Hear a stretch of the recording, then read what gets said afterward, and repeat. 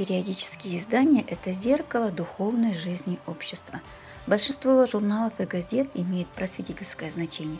Они призваны расширять кругозор, формировать художественный вкус и культуру чтения. Перед вами печатные версии журналов, которые хранятся в научной сельской библиотеке. Они предназначены для читателей разного возраста. Все современные журналы в интересной и доступной форме знакомят нас с географией, биологией, историей, искусством и миром литературы.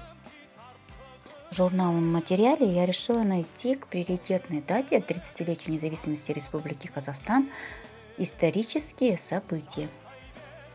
Факты, истории, даты, все интересующие вопросы можно найти в журналах.